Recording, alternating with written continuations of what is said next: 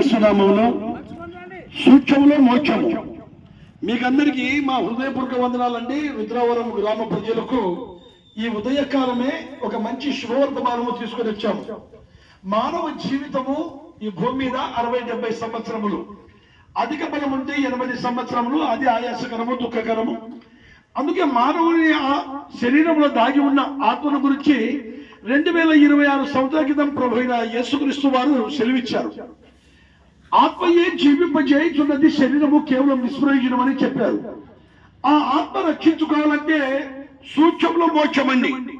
సూక్ష్మంలో మోక్షం. ఎన్నో ఈ ఆత్మలు పరలోక రాజ్యం చేరాలని ఎన్నో దాన ధర్మాలు చేస్తున్నాడు మానవుడు, ఎన్నో యజ్ఞ యాగాదాలు చేస్తున్నాడు మానవుడు, ఎన్నో అన్నదానము, వసదానము, నీళ్ల దానము, మంచిడి దానము, ఇలాగా ఎన్నెన్నో చేస్తున్నాడు మానవుడు. కానీ మానవుడు తన హృదయంలో పాపము పెట్టుకొని ఇష్టానుసారమైన ఎన్ని దాన ధర్మాలు చేసినా, ఎన్ని పుణ్యకార్యాలు చేసినా అది వ్యర్థమని చెప్తుంది పరిశుద్ధ గ్రంథం బైబిల్.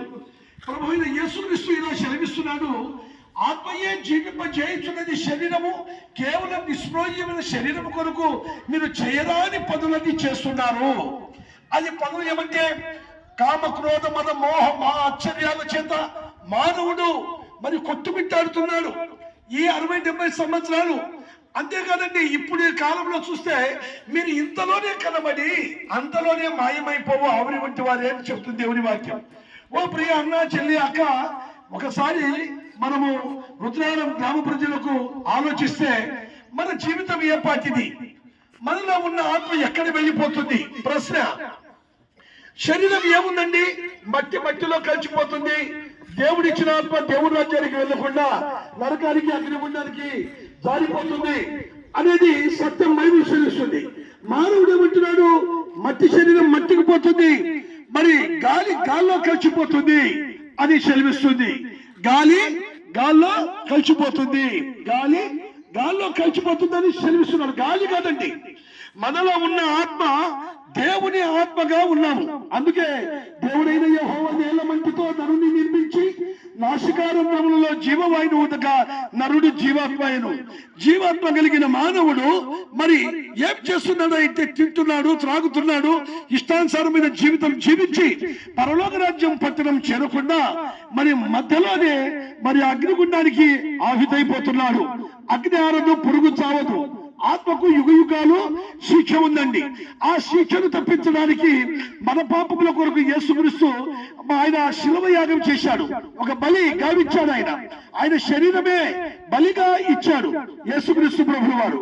మన తలపులు చేసిన పాపం వల్ల ఆయన శిరస్సు మీద ముళ్ళ కిరీటము, మన కాలు చేతులు చేసిన పాపం వల్ల ఆయన కాలు చేతుల్లో మేకులు, మన శరీరం అంతా తప్పుడు పనులు చేయడం వల్ల ఆయన శరీరం అంతా మరి పొలం ఏ విధంగా నాగీతి చేత దున్నపడుతుందో అదే విధంగా ముళ్ళ కొలగాల చేత చీల్చబడింది. ఎందుకంటే దేవుని ప్రణాళిక ఒక బలి జరగాలి.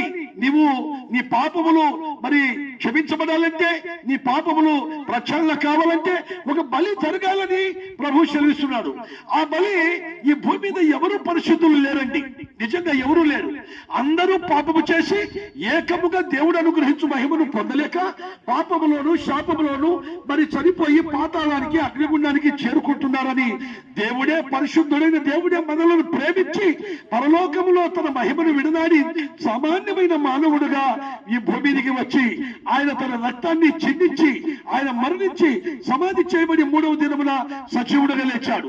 సజీవుడైన యేసుక్రీస్తు ప్రభు ఈ ఉదయకాలం మరి రుద్రవరం గ్రామ ప్రజలకు తన వీధుల్లో నిలబడి దేవుడు పంపించాడు తన ప్రజలను. ఇదో చెప్పండి, మీరు సర్వలోకానికి వెళ్ళండి, సర్వ సృష్టికి సువార్తను ప్రకటించండి. ఆత్మల భారము కొరకై ఆత్మలు పరలోక రాజ్యం చేరాలి గాని నరకములో, అగ్నిగుండములో వేలాడకూడదని దేవుని ప్రణాళిక. దేవుని ఆత్మ కలిగిన మనము దేవుని దగ్గర ఉండాలి గాని అగ్నిగుండానికి చేరకూడదు. ప్రియ సోదరి సోదరులారా, ఇది మతము కాదండి, ఇది కులము కాదండి, మార్గము, సత్యము, జీవమండి. మీ హృదయములు మార్చుకొని హృదయంలో ఉన్న ప్రతి పాపము తీసివేసుకుంటే మీరు ఎంతగానో ముందు రక్షించబడి పరలోక రాజ్యం చేరుకుంటారండి. ప్రియమైన అమ్మ, చెల్లి, అక్క, మీకు 2 చేతులెత్తి నమస్కారం చేస్తున్నాం. ఎందుకంటే మేము కూడా ఒకప్పుడు మా జీవితంలో త్రాగుచూ తినుచూ ఈ లోకమే శాశ్వతం అనుకున్న మన జీవితాల్లో ఈ వాక్యం మార్చేసింది. ఈ వాక్యము ద్వారా ప్రభు మమ్మల్ని రక్షించాడు. మన పాపములు ఒప్పుకున్నప్పుడు ఆయన క్షమించి మమ్మల్ని విడుదల ఇచ్చి, ఇదో నా సోదరులు ఎంతో మంది ఉన్నారు, వారికి ప్రకటించండి అని దివ్యవాక్యమైన గ్రంథము సెలవిచ్చిన రీతిగా వచ్చి మీ వీధుల్లో వచ్చి ప్రకటిస్తున్నాం.